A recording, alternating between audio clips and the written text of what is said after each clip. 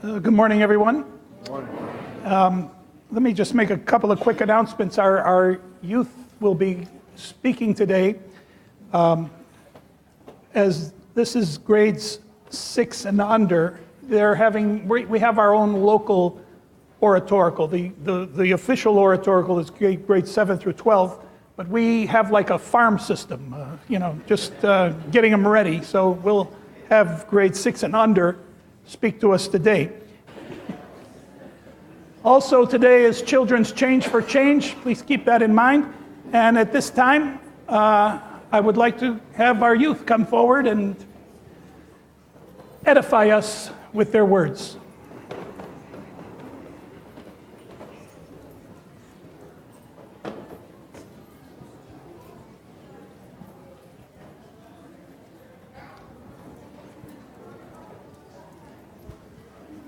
Here they come.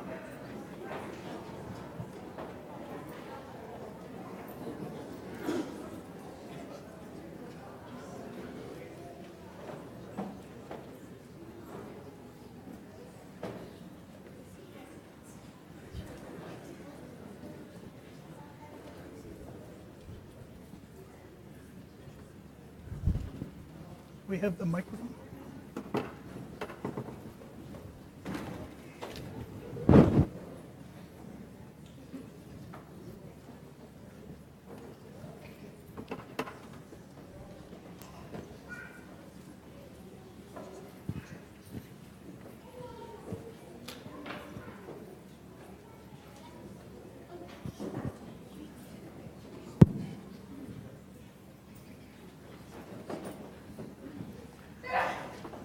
Amanda, are they speaking one at a time, or do we all together? Okay.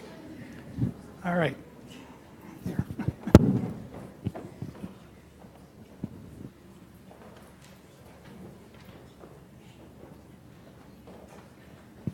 Our Father, who art in heaven, hallowed be thy name. Thy kingdom come, thy will be done, as it is in heaven. Give us this day our daily bread, and forgive us our trespasses, as we forgive those who trespass against us. And lead us not into temptation, but deliver us from evil. Amen. Son, Holy Spirit.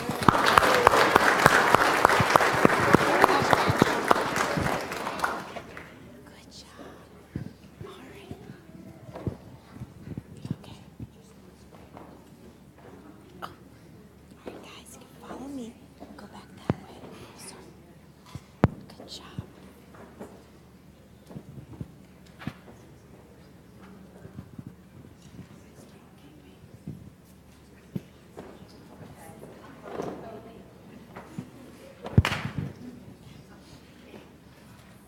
All ready? These are first graders that we have here. So I have 3 wonderful first graders presenting their oratorical today. And needless to say, I'm nervous and they are too. Who's going first? You can go first. Yeah. You ready? My name is Selena.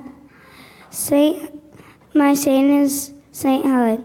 Saint Helen was the patron of nudist gatherings. Saint Helen was the mother of Constantine the Great. Saint Helen was loved by her son. She was held by all. She even had coins with her picture on it. Saint Helen had many churches built, including the one at the site of Jesus' birth. The church was called Church of Nativity. Saint Helen was known for helping everyone in their towns. She gave a lot through charity. Saint Helen was a strong follower of God and helped the poor. Saint Helen was continuing to spread her good work almost all.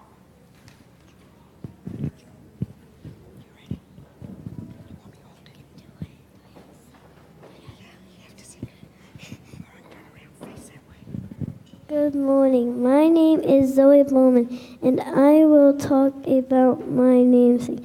Saint Zoe is celebrated December 18th. Saint Zoe was asked to renounce Jesus, but instead she confessed her love for him. They arrested Saint Zoe and burned her to death over a big fire. That is how she became a saint and a martyr. Thank you and have a nice Sunday.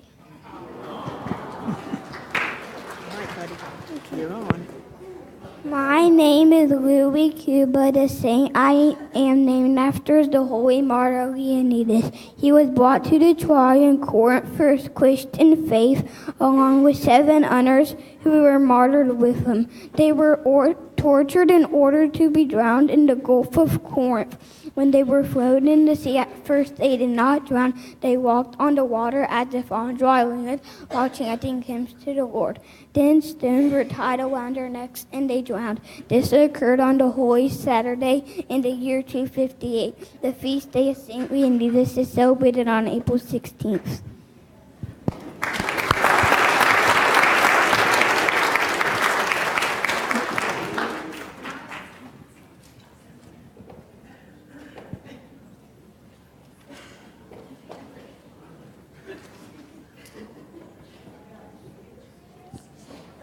Is this all together or one at a time?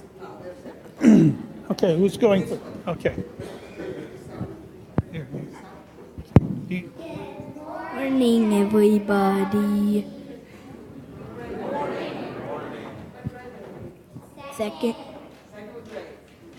The Saint I was named after is Saint George the Great, Martyr and Triumphant. My name day is celebrated on April 23rd. If April 23rd falls honorably for a holy Pascha, then my name day is celebrated on Bright Monday. Saint George was the commander of 1,000 troops and highly honored for his courage.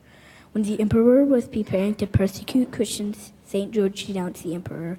Then he was tortured, reaching Lord with great bravery for the love and faith for Christ. He guided many to the knowledge of truth, including the wife of the emperor, Queen Alexandra. He was beheaded in the year 296. This is the Apollytikion of St. George, liberator of captives, defender of the poor, physician of the sick, and champion of kings. A trophy bearer, great martyr George, intercede of Christ God that our souls be saved.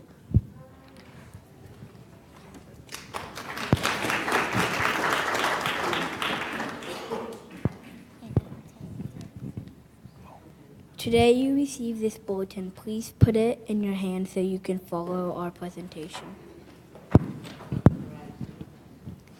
Today, we are celebrating John Climacus of the Ladder of Divine Ascent. John was a hermit living at the Sinai Peninsula, and he was recognized for his humility and obedience. He already had a reputation for being knowledgeable about how to practice a holy life.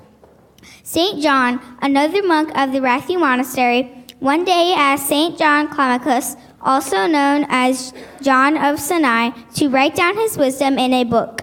The aim of his book is to be a guide for practicing a life devoted to God. The ladder of the divine ascent is an icon that brings insight to heaven. It shows us a ladder that has 30 rungs or steps. Each step is a guide that we should follow in our lives. Our example of this guide would be bringing free of anger and lying. Another example would be holy prayer. If you will notice, the ladder is placed in the middle of the icon and divides the icon into 2 triangles. The 2 sides represent heaven and earth. The journey to the top of the ladder is full of obstacles, of saints represented by the demons, with bow and arrows ready to take souls. The demons shown in the icon are sins that man battles with in everyday life. In this case, the icon shows monks climbing each rung or step with pain as they try to reach new heights. The icon shows several examples of monks that gave into temptation of sin as the demons with dark chains pull their victims off the ladder. Between the dangers of climbing the ladder is a group of brothers gathered at the lower right with arms raised in prayer to the angels above. This represents the thoughts and prayers that give support to those on the path to heaven. At the top of the ladder is Jesus Christ, embracing the invitation to heaven with God. His hands are lifted openly to show the grace Christ has given him.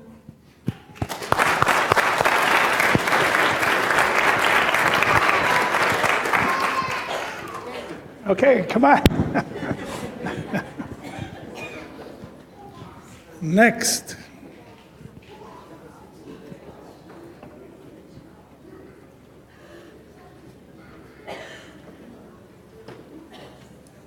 And Yorgos, what grade are you guys? Third grade, okay. Fourth, third and fourth, okay. Okay. And Leslie, is this a group or single? I mean, is it a group or individual? Okay. Okay, sure.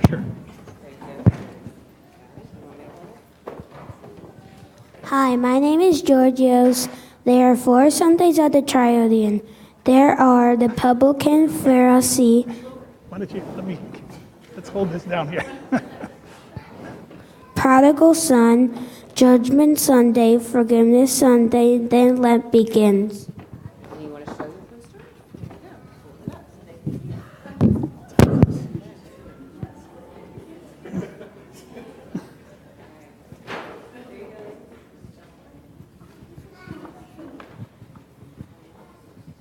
Hi, my name is Evangelia, and I'm going to talk about the Orthodoxy. We hold icons around the church. We do it because icons were banned, but this is the day that we could bring it. We use icons to pray and make the church beautiful. Children bring their favorite icon. Okay, your turn. Hi, my name is Markella, and I will be talking about St. Georgius Palmas. St. Georgie was in jail for 4 years. He asked God to enlighten my darkness. He was a teacher. The Holy Cross. The cross is a symbol of Christ. Christ died on the cross for us. Hi, my name is Louise, and I'm going to talk about the 4th Sunday of Lent, St. John. He wrote a book of spiritual guidance called The Ladder of Divine Essence. St. John lived in the Sinai Mountains of Egypt. For centuries, St. John's writings have helped Orthodox Christians live a simple life. The Christian life is an even more difficult spiritual climb to get closer and closer to happiness and to God. Saint Mary of Egypt. She ran away from her parents when she was 12 years old. For 17 years, she did all bad things when she lived in the city. She went to the desert and found a priest. The priest fed her, but the next time that the priest came back, she was dead.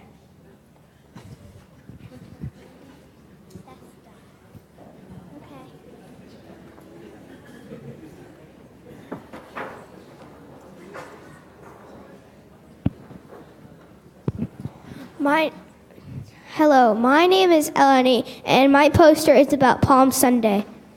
Palm Sunday is when Jesus rode into Jerusalem on a donkey to teach, and people laid down palm leaves for his donkey to walk on.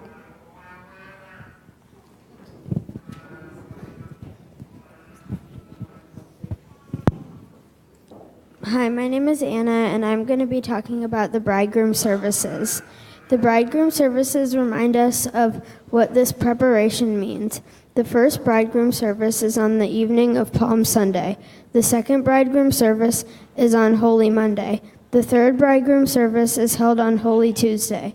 The first bridegroom service. When we enter the church on the evening of Palm Sunday, we greet the icon of Christ, which will remain at the front of the church for 3 days. On Sunday evening, we focus on the Old Testament and on our own lives. The second bridegroom service. The service of Holy Monday evening helps us to understand the imagery of the bride and the bridegroom. On Holy Monday evening, we hear one of the most powerful stories in the New Testament. Certain Jewish leaders who were enemies of Jesus confront him and try to trap him with his ideas. The third bridegroom service. On Holy Tuesday, we hear about the sinful woman in the Gospel of Luke, which helps us to learn what we must do to choose a life of goodness over a life of sin.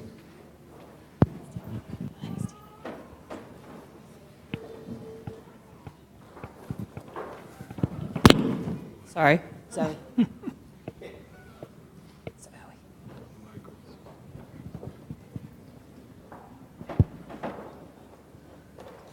Hello, my name is Zoe, and I will be talking about Holy Wednesday. Have you ever felt ill or sick? You probably did not feel the same as yourself when you were healthy. Not being ourselves and needing help from others are two problems you can bring to church on Holy Wednesday. When you receive the sacrament of the Holy Unction, you are being anointed with blessed oil. We believe that when we are unctioned, Jesus Christ restores our wholeness both physically and spiritually. The sacrament of Holy Unction restores the whole baby of Christ and fullness, re-unctioning people to one another. We can treat each other with the respect that all people who are all created in the image and likeness of God deserve. When this happens, we can actually see each other in a new light. We may actually have differences to others if we are yearning for our Holy Unction can restore the holiness of Christ to fallenness and togetherness.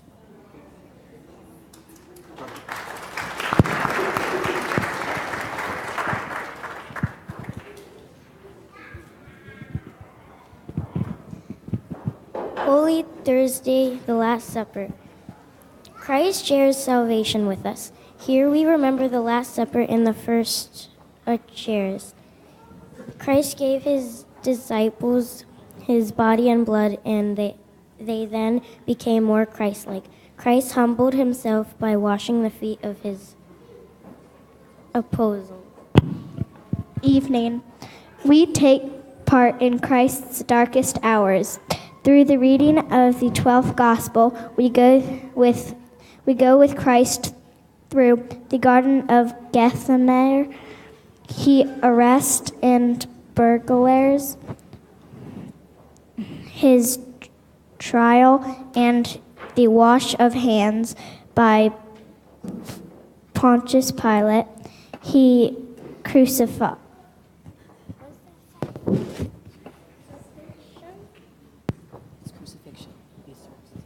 These services may be long. Your feet may hurt, but you can endure this small pain. Remember what Jesus endured for you.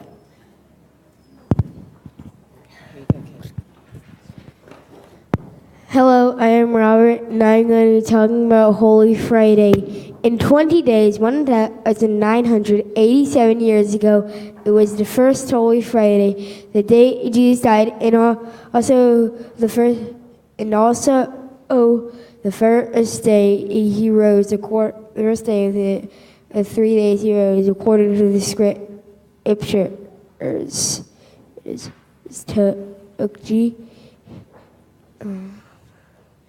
Joseph took Jesus off the cross, making a nailing service. We put flowers on the epitaph representing Jesus' tomb and walking around the church with it.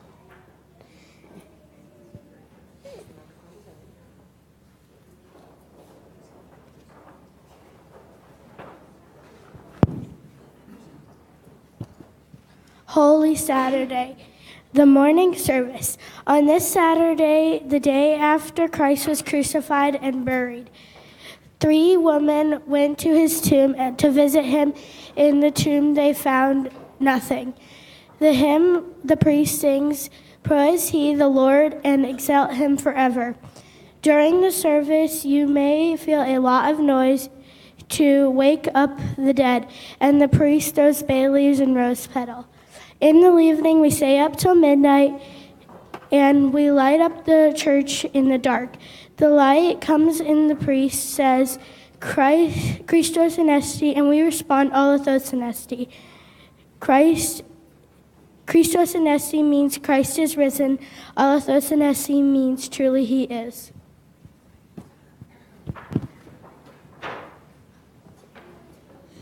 Hello, I'm Robert again, and I'm going to be talking about Pascha. That time, and Jesus arises, celebrate the service of love, and we also have the Easter picnic, but that's in like 22 days. But early that morning, Jesus arises from the dead, and the fast is over. Early that morning, 3 women went to Jesus' tomb, but it was empty, and the stone was moved. They saw an angel and said, "Fear not, Jesus has risen from the dead."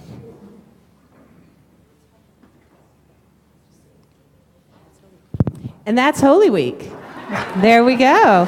Thank you so much, 3rd and 4th graders. Thank you. Next.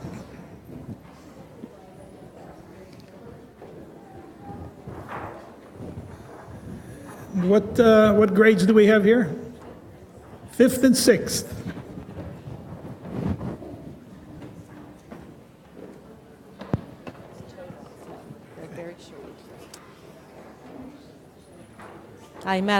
This is the 5th and 6th graders, and we took 2 topics that were from the junior oratorical. For our first topic, martyrs of the church and some of the early monastics are both described as athletes. Our students are going to tell you about how St. John of the Ladder is like an athlete. In our church, saints, martyrs, and the early monastics, or monks, are described as athletes for Christ. There are many ways we can think of them as athletes. They are the heroes of our faith, role models for us as Orthodox Christians. Today, we will tell you about a specific player, St. John of the Ladder, an athlete for Christ. His team was his monastery. His uniform was a vestment of a monastic priest. For his warm-ups, St. John used prayer to prepare him. Like St. John, we must practice our faith by fasting, by praying, and by coming to church. He wrote about the discipline of faith. He climbed a ladder to enter an arena, to become a witness for Christ. Today we use icons of saints as posters for our role models. Our saints are our heroes, and we can look up to them and to work out and strengthen our faith in Jesus through our Orthodox Church.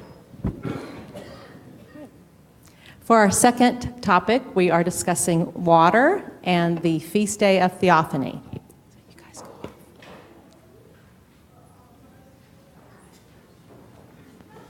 All right, let's come over here. In the holy feast day of Theophany, the Holy Trinity appeared in the water at the baptism of Jesus Christ. Think about the Jordan River, where Jesus was baptized. The Jordan River is a source of water, the source of life in the Holy Land.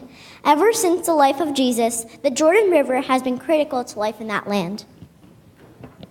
So when Jesus was baptized in the Jordan, he blessed the water and all the land. The Jordan River is the blessed water of the desert. That blessed water flowed into the seas and blessed all the water in the world. That is why it is so important to take care of God's creation and the water of the world. We should conserve and protect water. Water gives us life, and the water of the world has been blessed by Jesus during his baptism. Is that it? Okay, thank you.